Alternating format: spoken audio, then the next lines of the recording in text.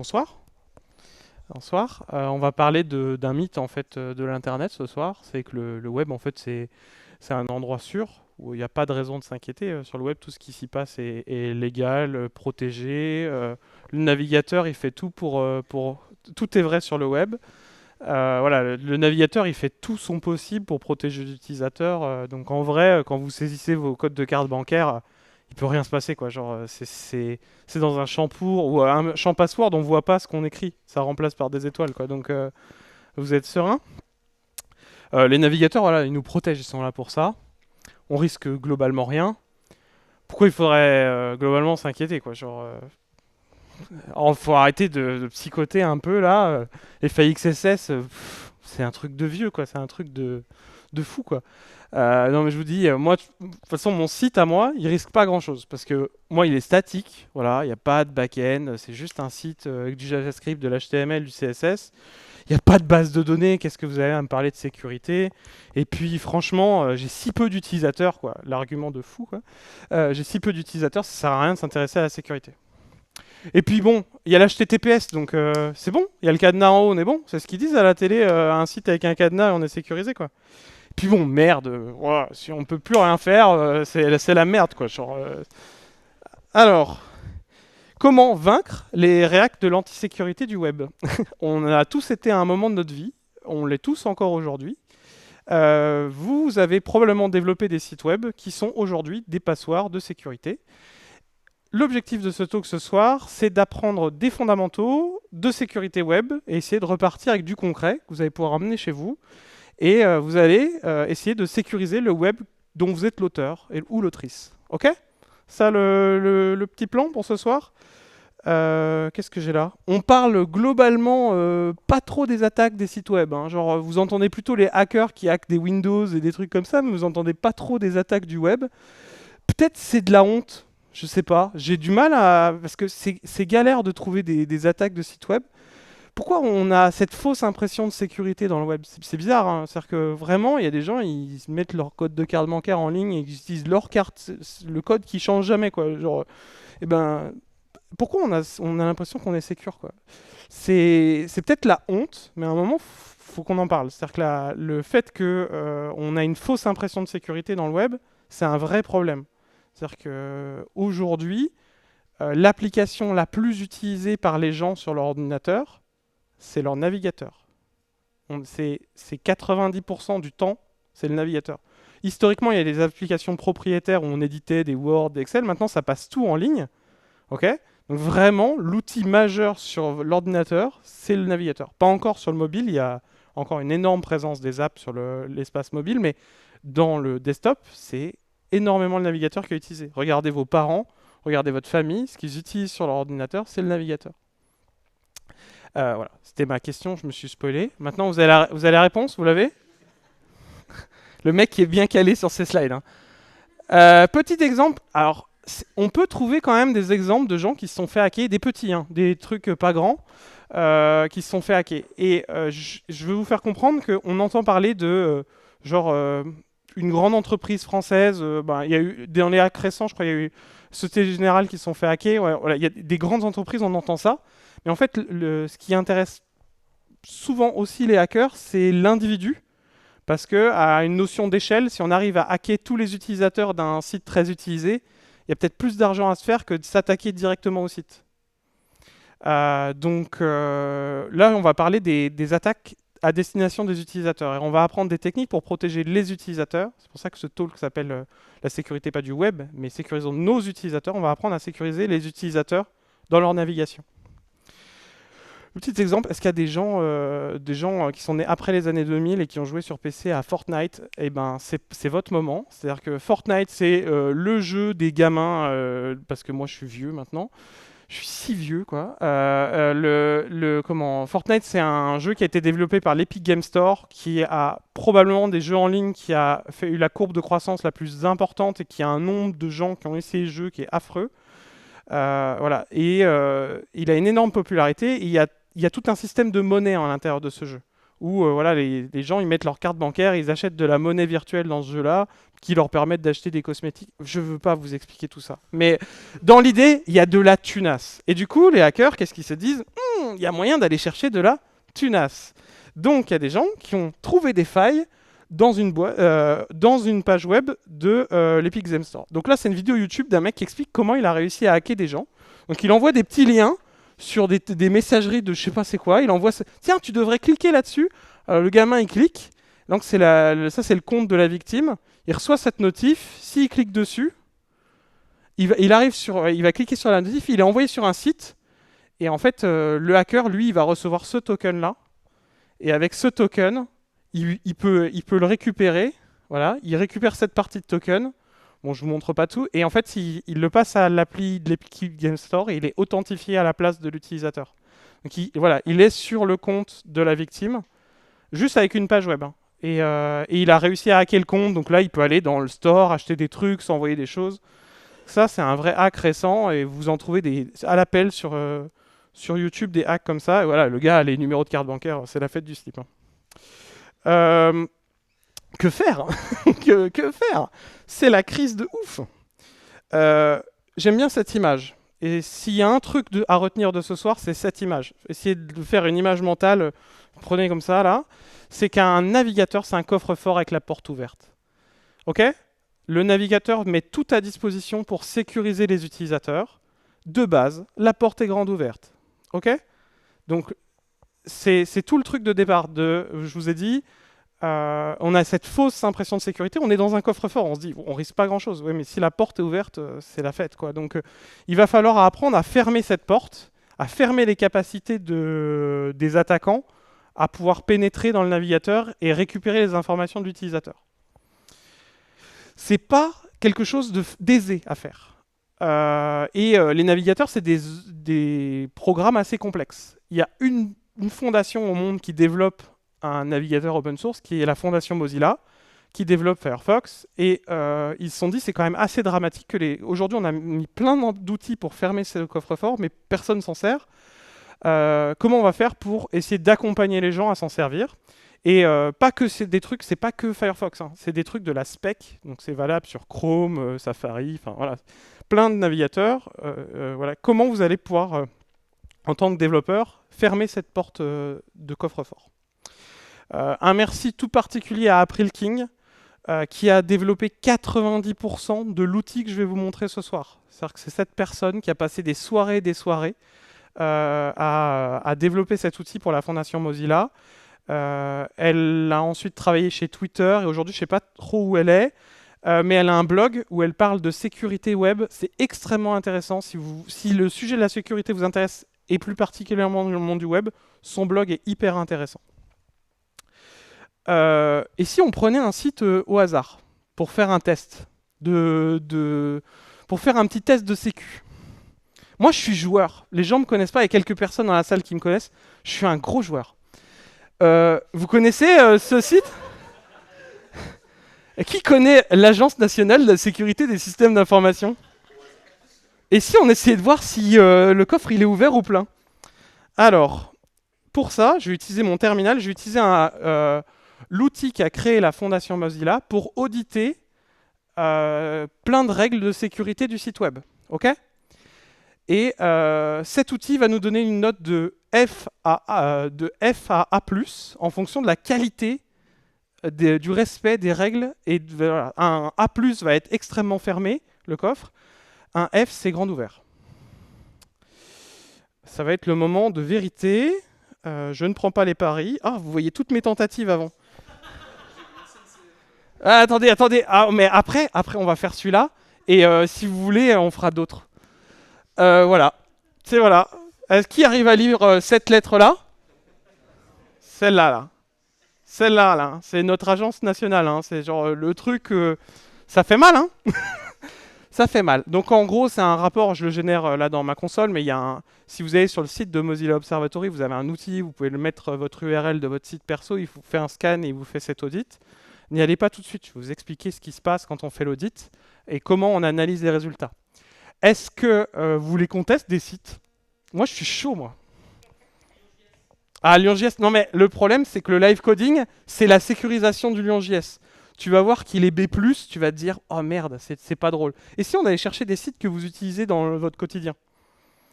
Genre moi j'avais tenté Twitch.tv, vous connaissez la plateforme Twitch? C'est D+. C'est honnête, mais c'est pas dingue, hein. Ils ont commencé à entrefermer la porte, mais moi j'avais testé Sysplay, parce que pendant longtemps j'ai travaillé sur ce site-là, et ça se marque parce que du coup c'est B, ce qui est très honnête. Est-ce qu'il y a un lien de cause à effet sur les sites sur lesquels j'ai travaillé où il y a une bonne note? Probablement. Qu'est-ce que vous voulez pas? Lyon.js, ça va spoiler la suite, donc je vais pas le faire. Impôt.gouv.fr, c'est au singulier ou pas? Je vous, rass- je vous rassure, je les paye, hein, mais alors là, ça va faire des tentatives où ça va scanner le site sous plein de facteurs. Donc ça scrape le site. Il dit too many attempts, mais si je relance, et là il va me dire B. Oh regardez, en général, les services publics, le service des impôts, c'est pas le plus mal fait en termes de web. Quoi? Amende.gouv, ouais. Ou sinon, il y a amende.gouv ou sinon le pire truc, c'est le truc où les profs se connectent pour le suivi de carrière. Là, j'ai une pote qui est prof, c'est horrible ce site. Non, mais vous avez pas des sites privés là, hein, parce que moi je veux pas tacler que le public, hein. Globalement, le privé c'est encore pire, hein. Quoi? Ouais, école directe, va falloir m'aider parce que école, école, point direct, tiret direct.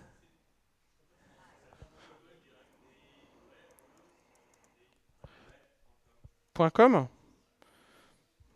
On a le temps, hein, j'ai regardé niveau temps, on a le temps de faire s'amuser un peu. Ah, ça fait mal, hein. Bah, moi j'ai voulu tester un truc, quitte à s'attaquer au grand, parce qu'on s'est moqué de. Ouais, c'est vachement bien, t'as vu, hein. J'avais même pas regardé le résultat. F, on est bien, on est bien, on est bien, bien, bien, hein. Amazon, moi j'ai pas peur de mon ami Jeff. Amazon.com, c'est D+, j'ai envie de dire. J'ai travaillé chez Sysplay, j'ai eu une meilleure note que chez Amazon. Qu'est-ce qu'ils attendent? Quoi? Google.fr. Allez. C'est quoi? C'est mail.google.com. Je pense qu'eux, ils sont pas trop mal en général.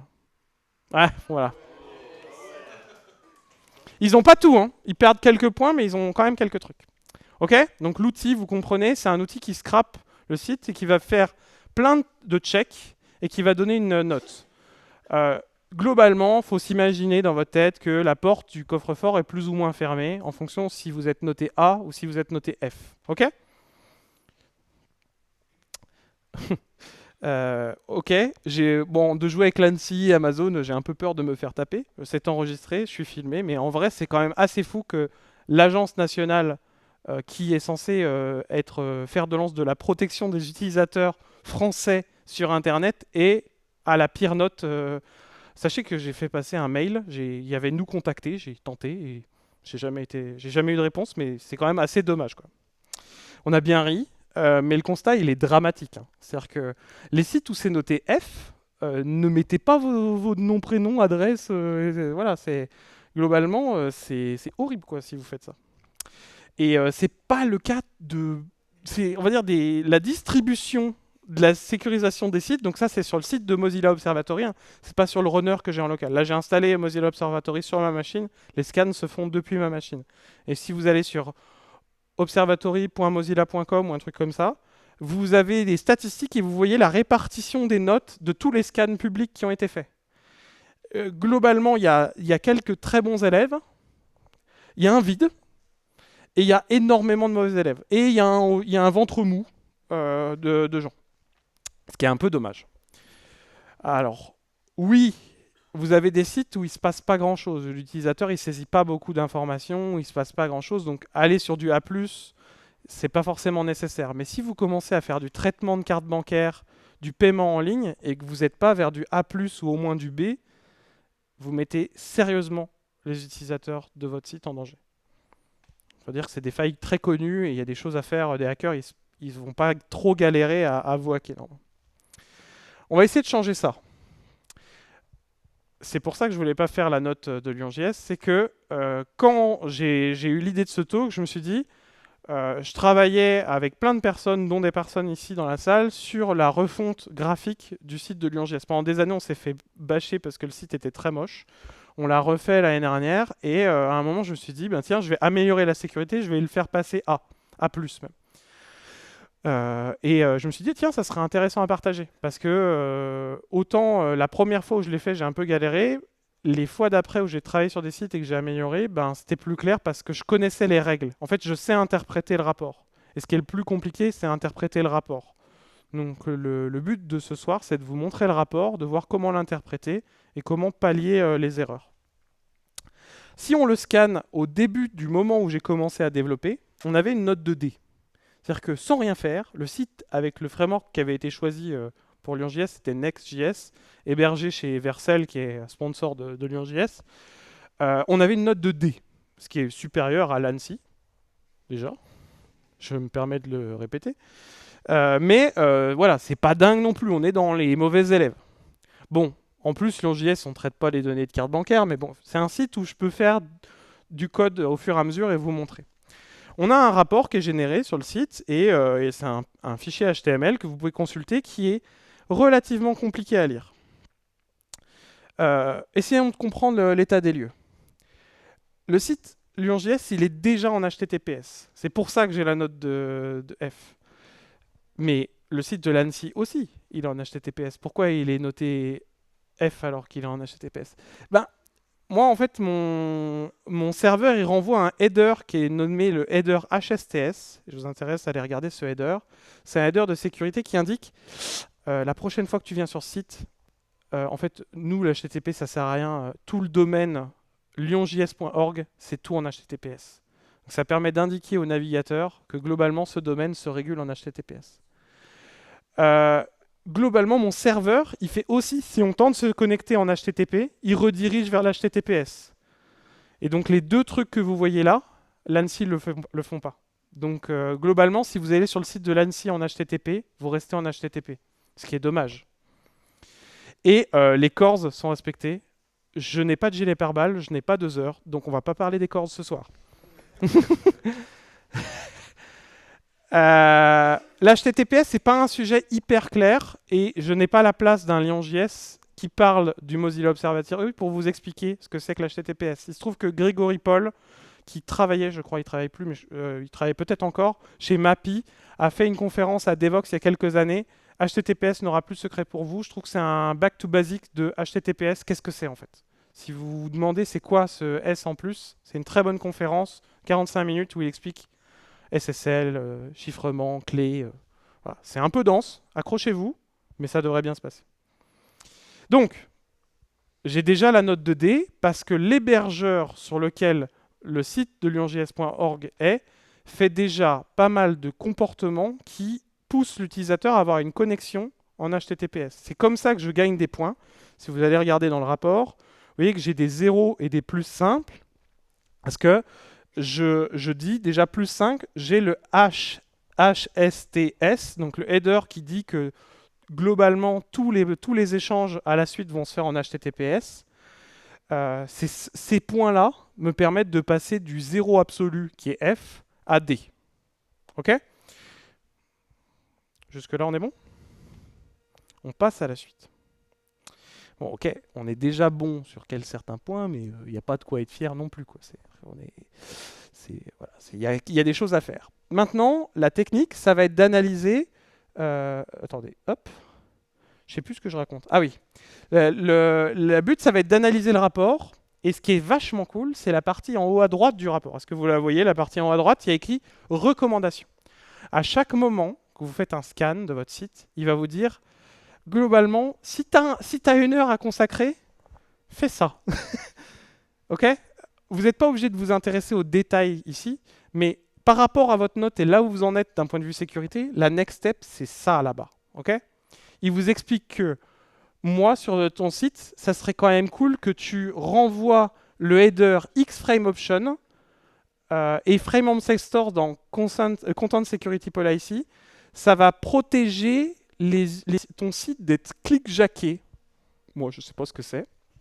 Alors, ce qui est vachement cool avec la fondation Mozilla, c'est qu'ils font un site, je ne sais pas si vous connaissez, c'est Mozilla Developer Network, là. C'est la doc du web, quoi. Et en fait, à chaque conseil, il y a une doc complète sur c'est quoi ce qu'il faut faire, c'est quoi ce header, pourquoi il faut le rajouter, quelles sont les options que vous pouvez mettre dedans, des exemples de ce que vous devez mettre à chaque fois.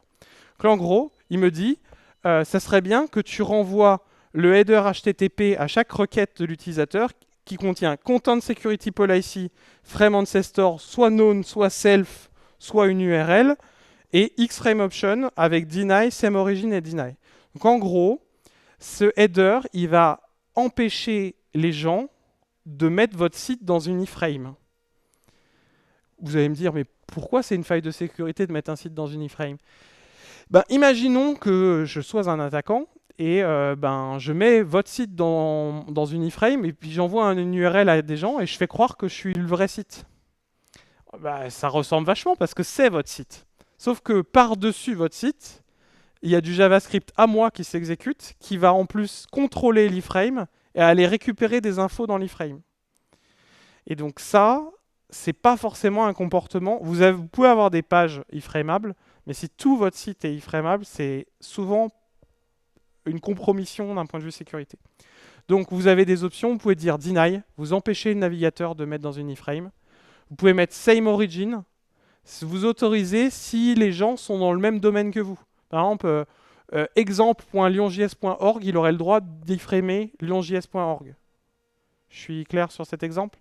Et hello from, vous pouvez aussi lister vos partenaires. Dire, je suis lemonde.fr, je sais pas, moi, je suis, je sais pas, un site et j'autorise tel autre domaine à m'iframer, mais pas les autres. Et ça, vous indiquez au navigateur, voilà, les sites qui ont le droit et pas les autres, ils n'ont pas le droit.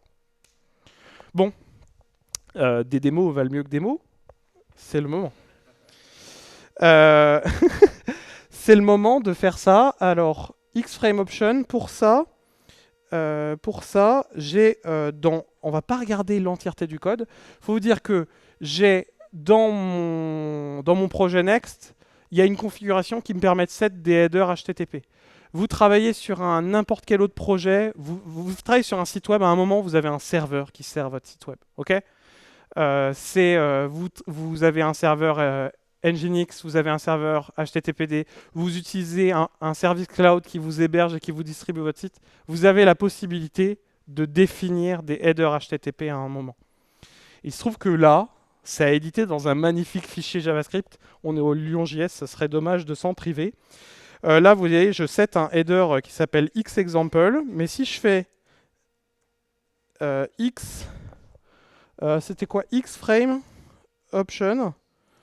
Et si je fais value, et je fais, alors s'il faudrait que je revienne sur l'exemple, quand même, ça serait vachement bien. Deny,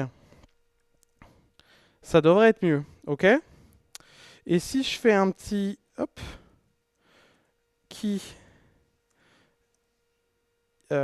c'était quoi? Je vais aller copier, hein. Le bon dev, c'est bien copier-coller, hein. Moi, je suis pas très loin du macaque. Donc normalement, ça devrait être bon. Ça va, je vous endors pas? Ça vous amuse jusque-là? Super. Donc, si je set là dans mon truc Next.js, je me permets de le faire à la main pour celui-là. Pour les autres démos, il est fort probable que je fasse un git checkout sur l'endroit où j'ai fait la modif. Hein, parce que sinon, ça risque d'être très long. Ok, donc là, j'ai dit à mon serveur de faire ça. J'ai mon serveur Next qui tourne quelque part. Bah, il a planté parce que je sais pas écrire du JS, c'est ça? Ok.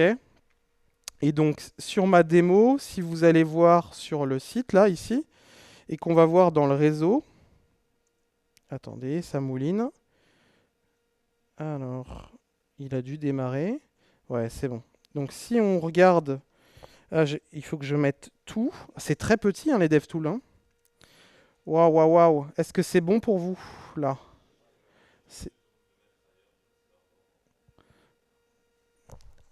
Ah, merde. Je vais essayer de le mettre à droite. En haut? En haut? En bas? Comme ça? C'est cool. Donc si on regarde, oh c'est bien, on n'a pas ça nous affiche rien. En fait, on voit là dans les headers l'appel où je demande le document HTML.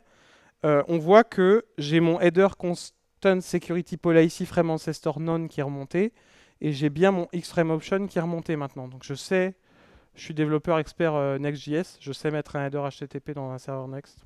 Voilà. Mais là, si je relance un scan, normalement, je devrais avoir une meilleure note.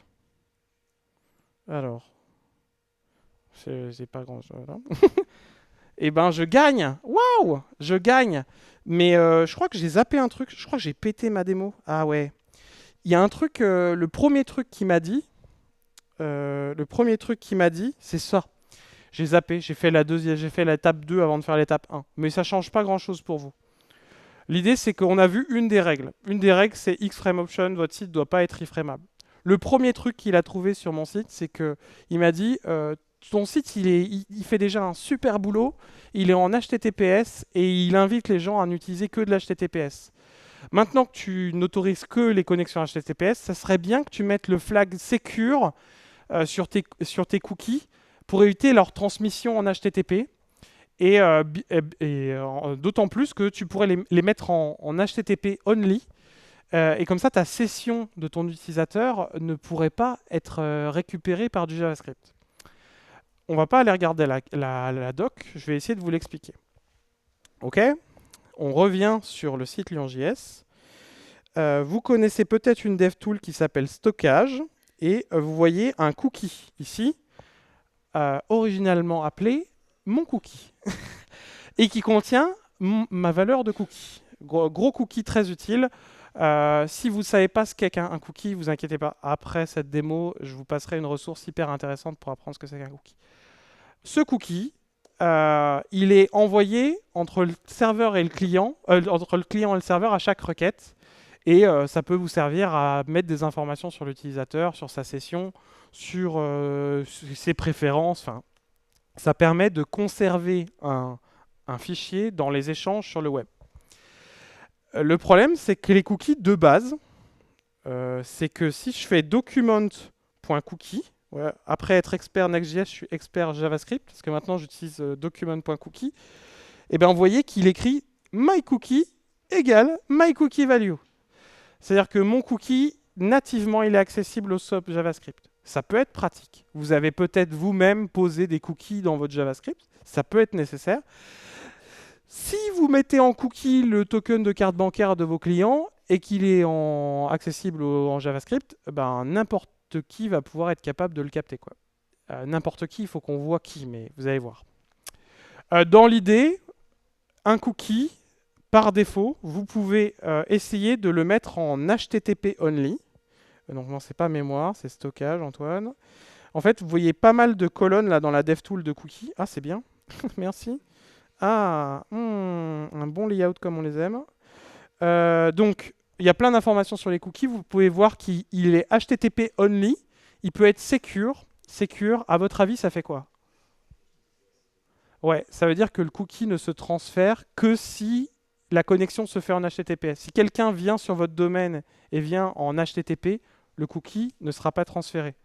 Parce que sinon, il sera en clair, le pauvre. Et puis, same site, c'est une règle qui dit votre cookie il est transféré à qui? De base, same site il n'est pas mis. C'est dommage parce que du coup vous envoyez votre cookie à la terre entière et c'est comme ça que les gens vous traquent. Mais il faut aller plus en détail là-dessus.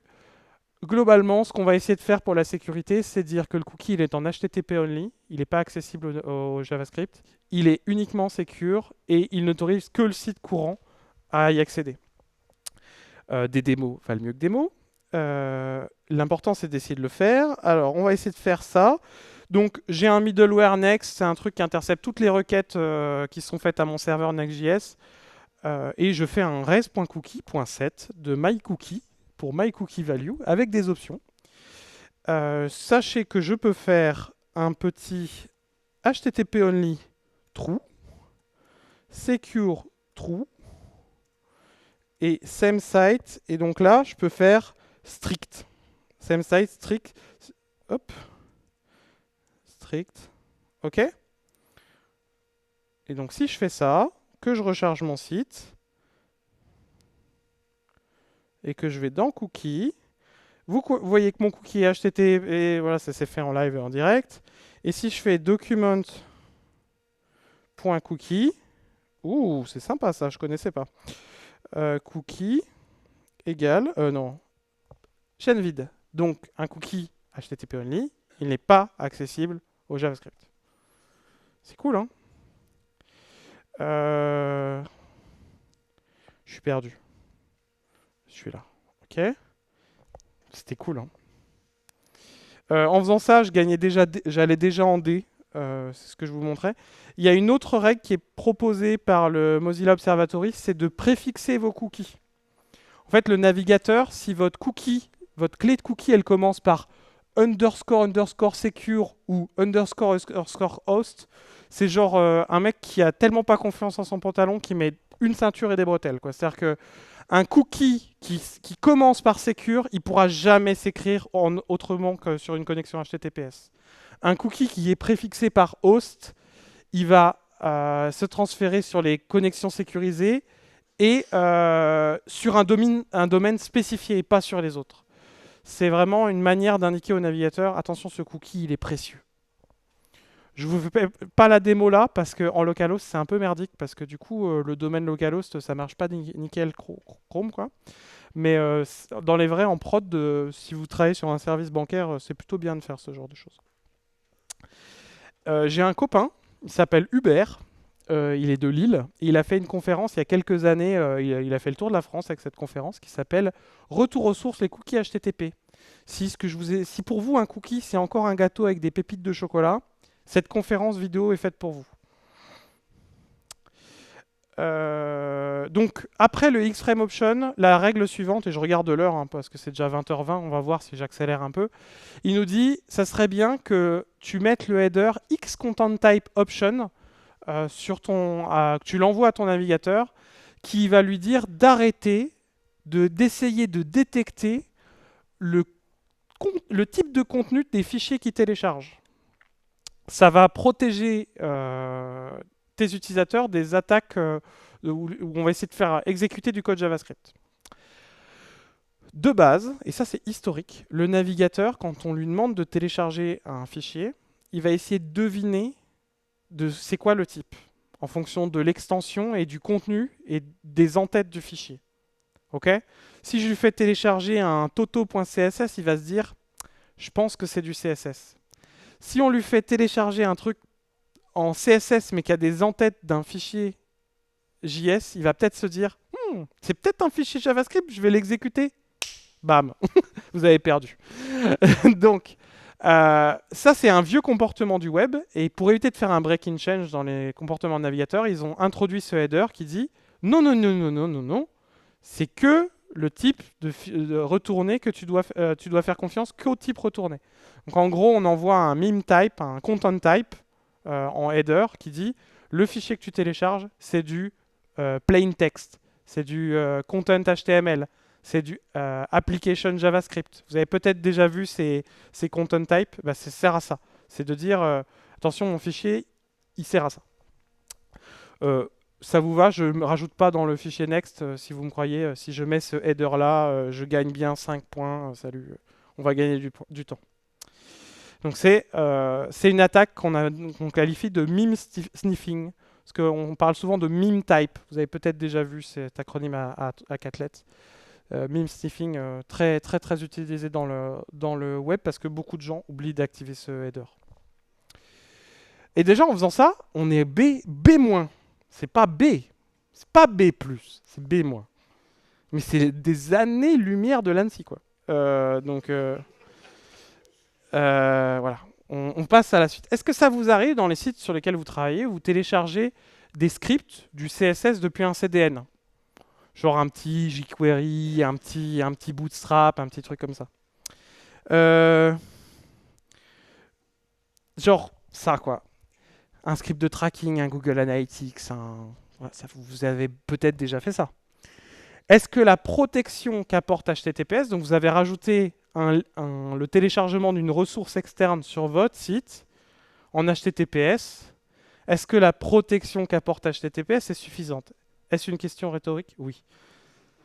Non, ça n'apporte pas une sécurité suffisante. En fait, qu'est-ce qui se passe? Si quelqu'un sur le réseau essaie de se faire passer pour le domaine Google Analytics, bon, il y a des problèmes de certif, enfin, c'est un enfer. Mais si quelqu'un essaie de corrompre ce fichier, vous allez l'exécuter. Donc en gros, le fichier jQuery que vous téléchargez, si à un moment donné quelqu'un a hacké le serveur où vous le téléchargez et il a corrompu en mettant, je sais pas, un script JavaScript qui mine du Bitcoin sur votre browser, je sais pas, un truc horrible quoi, ou affiche des photos de chats partout, et ben si vous avez mis aucun contrôle sur le fait que, attention, moi je prends ce fichier avec cette version-là, il n'a pas le droit de bouger. Il y a une possibilité dans le navigateur de faire ça. C'est vous pouvez ajouter quand votre balise script un hash qui va dire je prends ce fichier-là. Mais celui-là, je vais vous faire la démo parce que des démos valent mieux que des mots. C'est toujours très important. Donc si on va voir dans Layout, c'est un site Next.js. Je me suis dit, quand même, je vais mettre jQuery. Ça n'a aucun sens, hein, mais c'est pour le but de la démo. J'ai mis une balise script avec jQuery. Vous voyez, je mets cette balise jQuery qui vient du site officiel de jQuery. Je pourrais me dire, ce site, jamais il va se faire attaquer. Le code, il sera toujours bon. En vrai, si quelqu'un attaque ce site et met autre chose dans ce fichier-là, mon navigateur va l'exécuter et je me fais hacker. Je fais hacker l'utilisateur qui vient sur mon site. Donc j'aimerais faire en sorte de dire au navigateur, si ce script-là, il ne contient pas le contenu que j'attends, ne l'exécute surtout pas. OK? Et donc ça, je vous donne un petit site qui est très pratique, qui s'appelle... voilà. Bon, si le site est corrompu, le hacker, il rentre comme ça, quoi. C'est srih.org. Srih.org, vous pouvez mettre une URL d'un fichier et il va vous générer le hash de ce fichier. Donc là, dans mon exemple, je vous remontrerai le nom du site, mais c'est srih.org. Et donc là, je génère un hash et donc ça me donne un exemple de la balise script que je serais censé mettre. Et je vais mettre integrity qui vaut ça. Et donc c'est une checksum, c'est une représentation sous la forme d'une chaîne de caractères du contenu du fichier jQuery. Si ce fichier est amené à changer à l'avenir, le navigateur ne l'exécutera pas. Vous protégez vos utilisateurs en faisant ça. Donc on sait ce qu'on va faire. Vous voyez, c'est pour vous montrer que c'est pas compliqué la vie, hein. On rajoute un petit check d'intégrité et vous empêchez les gens d'exécuter un script distant. Ok, je vais revenir sur ma presse. srih.org, c'est très pratique ce petit site pour générer un hash. Et juste en faisant ça, je gagne suffisamment de points pour passer en B. J'étais en B-. Je passe en B, j'y arrive. Je sors les rames, on avance. C'est la fête. C'est la fête. Ça, c'est l'emoji, c'est la fête. Allez, chassons encore quelques points faciles. Referrer, ça vous parle dans le web? Referrer, c'est le fait qu'on envoie un header quand on navigue dans le web pour dire « Ah, j'arrive de là, j'arrive de là, j'arrive de là ». Ça permet de traquer les gens sur l'origine du trafic. Globalement, ça pose pas des problèmes de sécurité sérieux, ça met plutôt des problèmes de tracking et de... comment dire, de privacy, voilà, de la navigation du web. En vrai, le faire va être compliqué dans vos entreprises parce que souvent, ils veulent savoir d'où ils viennent de votre site. Donc, ça va être compliqué, mais je vous conseille sur des petits sites où vous vous intéressez pas trop à ça, à l'activer. Ça protège un peu la vie privée des gens. C'est un peu plus fin que ça d'ailleurs. C'est un header où vous pouvez dire, j'autorise les headers de referrer sur les sites qui sont cousins à moi. Genre exemple.lyonjs.com, il aurait le droit de recevoir le header referrer. Par contre, le site lemonde.fr, vu que c'est pas un same origin, il n'aurait pas le droit. Strict origin, il n'y a que lyonjs.org qui a le droit d'utiliser referrer, les autres, ils n'auraient pas le droit. C'est vraiment un header qui est transféré d'une requête à l'autre quand on navigue. Et strict origin ou cross origin, alors ça send le referrer sur les same origin, donc comme le header same origin, mais sans... Ah oui, ça dit « Je viens de lyonjs.org », mais pas, je te dirai pas de quelle page. Tu te démerdes. Donc en gros, ça permet de filtrer dans le referrer les infos qu'on envoie. Donc là, on n'est pas dans du domaine de la sécu pure, on est plutôt dans le domaine de la privacy. Je vous fais pas la modif dans le code, c'est juste rajouter un header. Vous avez les exemples ici, ça dépend de votre serveur, voilà. Attendez, dans la page quoi, qu'entends-je? Dans la page, il y a écrit qu'il y a un truc qui s'appelle XSS Protection. Si on l'active, on est protégé, je pense, non? On va faire ça. Alors, où est-ce que j'étais? Il faut que je remonte en arrière pour vous montrer. Pour vous montrer ce header XSS Protection, il est là. Il me dit, ouais, pourquoi tu perds 10 points parce que tu n'as pas activé ce header-là. Bon, mais écoute, mais j'ai que ça à faire, moi. Alors, quand on lit en détail ce header XSS, globalement, c'est pour les gens qui viennent avec une Wii U sur votre site, avec le navigateur, parce que ce header est déprécié. C'est-à-dire que ça ne sert, les navigateurs récents n'écoutent plus trop ce header. Mais par contre, les navigateurs qui sont plus à jour, tous les Internet Explorer et tous les navigateurs obscurs, je vous ai cité la Wii U, mais ça m'est arrivé d'avoir un bug sur Wii U. Quand je travaillais pour sysplay.fr, on avait des bugs dans Sentry parce que des gens essayaient de regarder les Marseillais sur Wii U. Donc ça arrive. Ce sont des choses qui arrivent.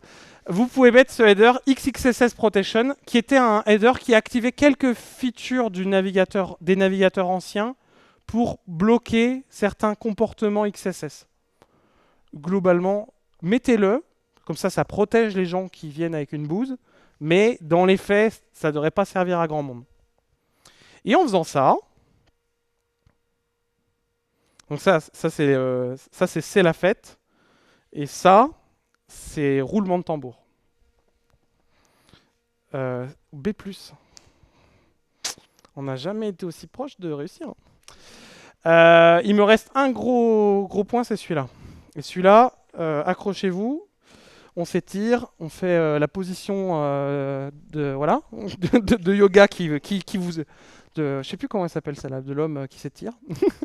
Il nous reste le CSP. On l'a déjà édité tout à l'heure. C'est-à-dire que j'ai déjà joué avec cette propriété. C'était le fusil de Tchekhov de cette présentation. C'est que j'ai déjà édité ce CSP tout à l'heure, mais il faut que je l'édite encore plus et que je vous explique ce que c'est que ce header. C'est Content Security Policy.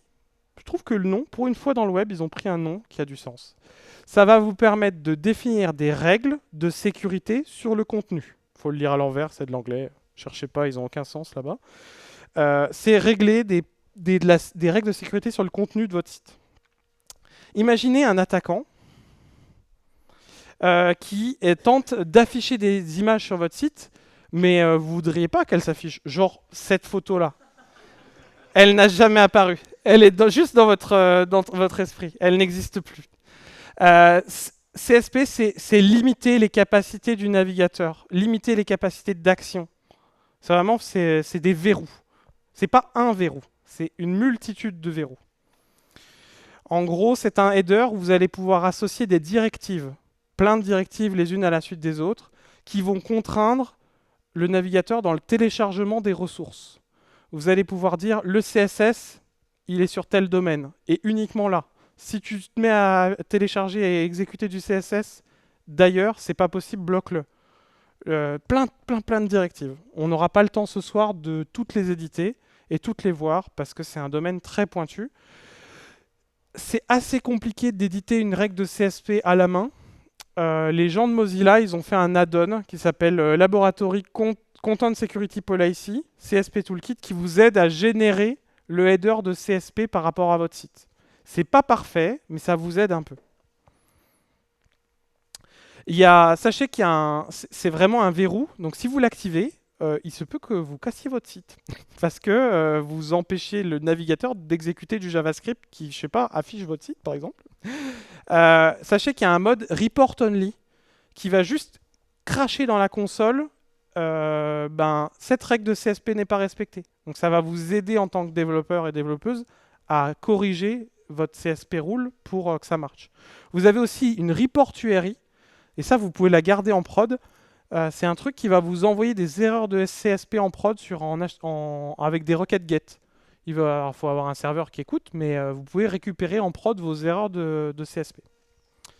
Ça peut si vous faites une erreur en prod et que vous avez mis 1 million d'utilisateurs, vous allez recevoir 1 million de reports, hein. Attention, j'adore ce film. Le CSP en partant de B+, c'est les 20 points qui me manquent.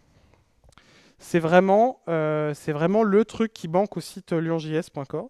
Ça me fait chialax. Donc on va essayer de faire ça.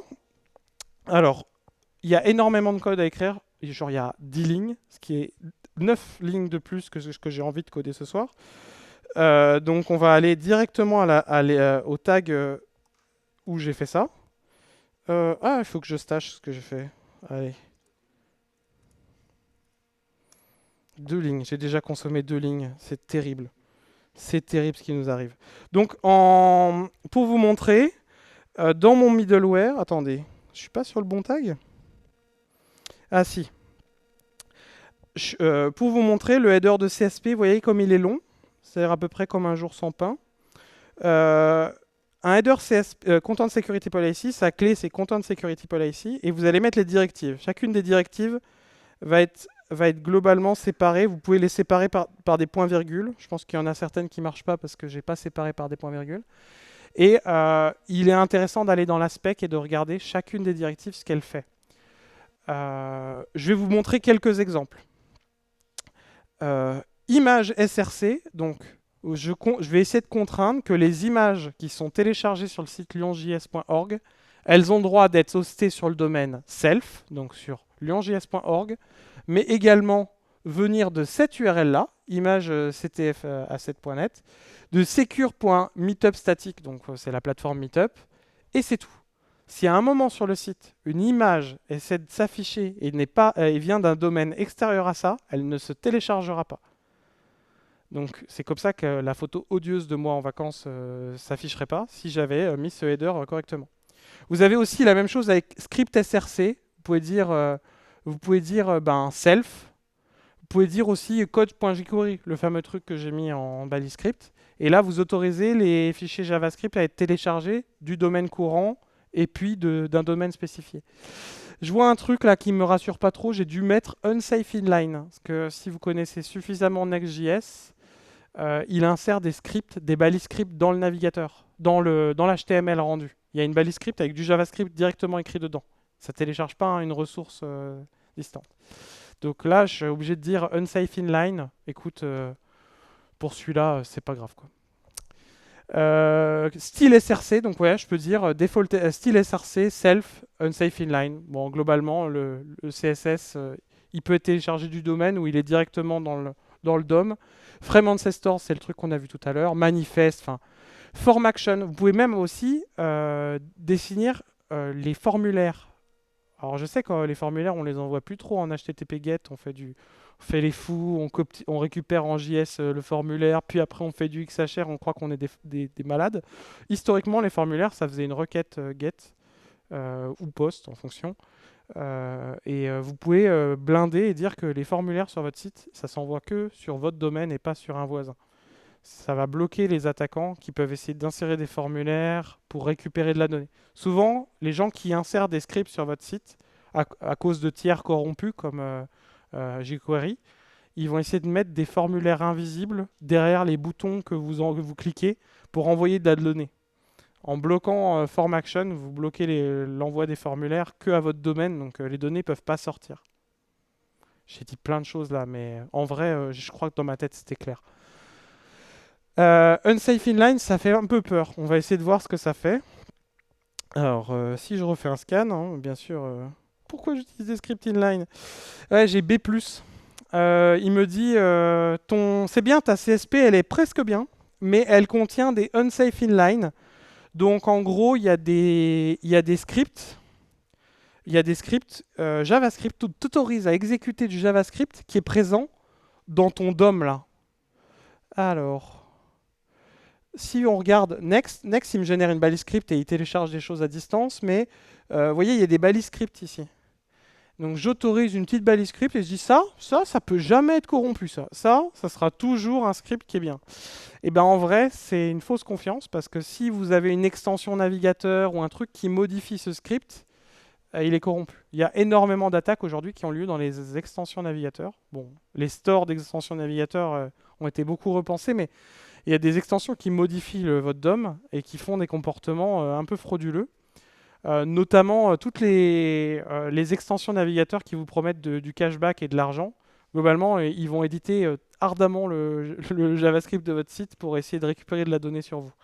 Donc, ouais, est-ce que vous voulez autoriser ça? Ben, en tant que développeur, vous pouvez blinder votre site pour empêcher les gens de faire ça. Mais du coup, faut arrêter les scripts inline. C'est ça que je suis en train de dire. C'est pourquoi j'utilise des scripts inline. Ben, c'est mort. Next, de base, il n'y a pas moyen de générer un site sans script inline avec Next.js. Bon, on serait avec un site que j'ai créé à la main, je pourrais mettre ces scripts derrière une URL et c'est bon. Après, les scripts inline, il y a un intérêt pour la performance de chargement du site, donc c'est chiant quoi. Si Next, ils ont fait ce choix, il y a une raison. Donc ça veut dire que si je fais le choix de la performance, je peux pas avoir une grade de A+. Ben non.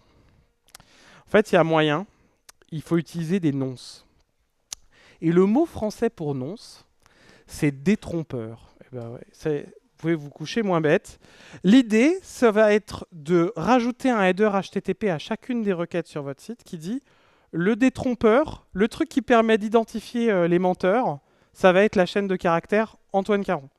Et tous les scripts inline, ils vont devoir avoir un attribut qui s'appelle nonce, qui vaut Antoine Caron. S'il y a un script inline dans votre site qui n'a pas cet attribut, l'exécutez pas, c'est une fraude. Après, si je réponds toujours le même nonce, ça marche pas terrible. Donc, normalement, à chaque requête, vous générez un nonce différent que vous allez passer en header et vos scripts vont avoir ce nonce. Sachez qu'avec Next.js, j'ai ouvert une issue et j'ai discuté avec des gens parce que c'était pas possible de le faire. Et sachez qu'aujourd'hui, c'est possible. Et que c'est l'enfer. C'est encore très verbeux. Donc c'est le step A+. Spoiler, vous voyez à peu près la note que je vais avoir. Hein. Je devrais peut-être renommer mon tag, hein, parce que ça spoil un peu la fin de la série. Mais dans l'idée, si on regarde mon middleware, qui s'est enrichi, parce que du coup c'est lui qui génère le CSP maintenant, en fait je génère un header qui s'appelle xnonce, avec cette chaîne de caractères, qui n'est pas Antoine Caron, hein, qui est une chaîne aléatoire à chaque fois. Et je fais en sorte que tous mes scripts, ils vont avoir ce nonce. Donc, il faut imaginer que votre balise HTML script, elle aura l'attribut nonce avec la même chaîne. Et vraiment, en mettant le CSP, donc ça va être sur script, nonce avec le nonce, vous interdisez les scripts inline, script dynamique et nonce, vous autorisez les scripts inline, mais uniquement ceux qui ont le nonce. Ceux qui n'ont pas le nonce seront interdits. Voilà. Et là, je crois que on arrive. C'est de générer une étiquette, un détrompeur, et de le synchroniser sur les balises. Un script inséré par un tiers, une extension navigateur, un hack, quelque chose, sera bloqué à son exécution. Ça, le nonce, j'ai galéré à le faire sur Next. Ça va dépendre du framework que vous utilisez et de l'outil que vous utilisez. Ça peut être très pénible à faire. Donc, globalement, si votre site, il n'y a pas des enjeux de perf de ouf, ne mettez pas des scripts inline.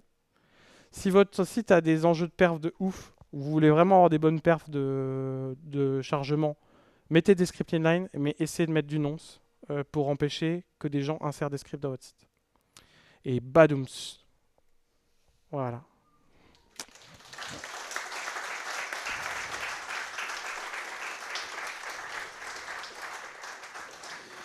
Maintenant, la question philosophique, c'est que est-ce qu'un site A+ est complètement sécurisé? Non. La réponse est non. Un site A+ est infiniment plus sécurisé qu'un site F, mais il n'est pas absolument sécurisé. Le Mozilla Observatory, il va s'intéresser qu'à une partie de la sécurité. Il y a plein d'autres aspects, notamment l'injection SQL, les formulaires, ce que vous laissez faire à vos utilisateurs dans vos formulaires. On n'a pas parlé des mots de passe, de ce genre de choses. Il ne scanne pas tout non plus, il ne peut pas tout scanner. Mais si vous arrivez à faire passer un site F à A+, vous allez sécuriser drastiquement vos utilisateurs et ça vous entraîne sur un chemin d'apprendre des choses sur la sécurité. Je pense que c'est un bon moyen de découvrir ce spectre du développement. Clairement, non. J'oublie mes slides, je suis désolé. Intéressez-vous aux enjeux de sécurité du web, c'est très important. Je ne sais pas sur quel site vous travaillez aujourd'hui, mais si vous traitez sur un site et qu'il y ait des gens qui peuvent acheter et qui mettent leur carte bancaire, s'il vous plaît. Essayez le Mozilla Observatory sur vos sites en rentrant, regardez votre note, parlez-en à votre équipe. C'est un super atelier d'équipe pour travailler en équipe et essayer de grimper la note. Ça va vous faire retravailler l'architecture de votre projet en plus, de dire comment le serveur il est géré et tout. C'est un bon moyen, c'est un bon atelier d'équipe. Envoyez-moi vos meilleurs F sur Twitter, ça va beaucoup m'amuser. Et si vous arrivez à faire monter la note, envoyez-moi aussi vos résultats, je serai très content.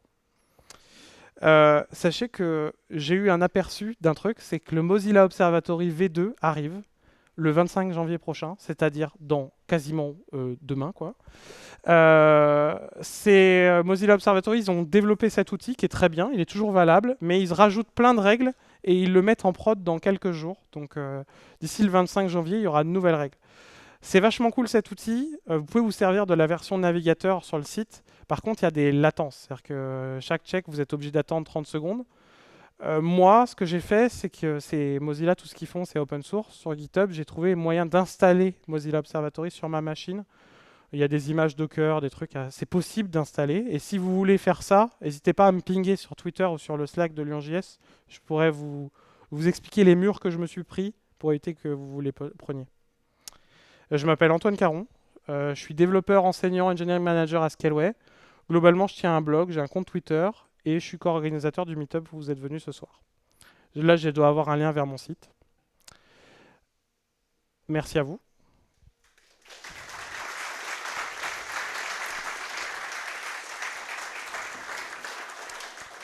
Je vous laisse un QR code avec l'open feedback pour mettre des feedbacks sur cette presse, si elle vous a plu ou non. Je suis prêt à prendre tous vos conseils, retours, idées et autres compléments. Mais avant d'aller prendre un petit verre au rez-de-chaussée là-haut, je vous propose de prendre quelques questions et après j'essaierai de répondre là-haut. OK ? Je n'ai plus de salive. Est-ce qu'il y a des questions sur des règles de sécurité ? Je suis allé vite sur pas mal de passages. Bah, j'en profite. Ouais, vas-y, Nirina. Pour le nonce, Ouais. pour les scripts, est-ce qu'il n'y a pas moyen quand même pour une extension de lire la page et de se débrouiller pour trouver le nonce ?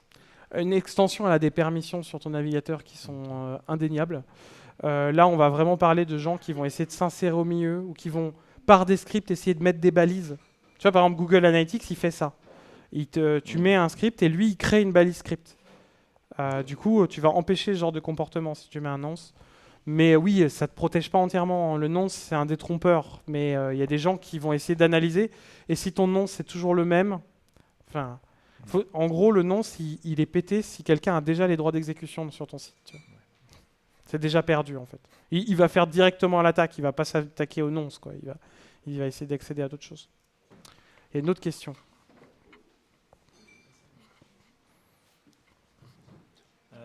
Merci, simple curiosité. Le integrity dans la balise script, Ouais. c'était quoi le header qui est suivi après dans le navigateur ? Le cross-origin, là ? Non, le integrity. Bah, tu rajoutes le hash du fichier. Et du coup, il y a un header qui doit être passé, non ? Non. Ok. Je dois toujours avoir... Ah non, j'ai plus le lien. En fait, il vérifie juste que le... Il vérifie juste que le premier paramètre de ce integrity, c'est l'algo de hachage, donc SHA-256 ou voilà. Et après la clé, et il vérifie juste que ce qu'il télécharge, avant de l'exécuter, ça correspond à ce hash-là. Ok. Donc il n'y a pas besoin de plus de header pour le check de sécurité sur un script. Ok. J'ai parlé de hachage, salage, tout ça. Bon appétit. Moi, j'avais une question justement sur la checksum qui est générée. Tu utilises un site en lui passant l'adresse du site, de la page web pour qu'il te donne le checksum, mais s'il est déjà infecté, il n'est pas bon. Ah bah si Le mieux, ça serait quand même que les fournisseurs de scripts donnent le checksum d'origine pour être sûr que quand ils sont générés. Quoi. Alors c'est là où vous pouvez détecter des bons CDN de contenu, c'est qu'en général, ils vous donnent le check d'intégrité. Si vous téléchargez une ressource, vous mettez une balise script dans votre site ou vous téléchargez une ressource externe et qu'ils ne vous propose pas le check d'intégrité, globalement, ne le faites pas. Ok ? Ça marche avec les fontes, ça marche avec les scripts, ça marche avec les CSS, ce check d'intégrité pour une ressource externe. Genre Google Font, il vous le met si vous téléchargez un font face. Ouais. Alors merci beaucoup déjà. J'avais une question en ce qui concerne le référencement. Est-ce que la sécurité va être prise en compte? Pas du tout. Et est-ce que ce ne pourrait pas être une façon aussi de pousser les développeurs à faire attention à la sécurité? Parce qu'on sait que par exemple, on va être beaucoup à mettre du alt quand on met une image pour être bien référencé par exemple.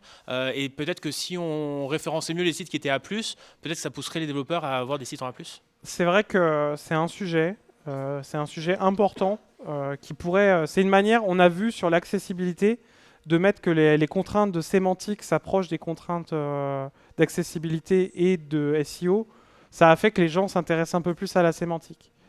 Les performances du site, maintenant, Google essaie de prendre en compte, mais on ne sait pas encore à quel point ils prennent en compte la performance du chargement de votre site dans le référencement.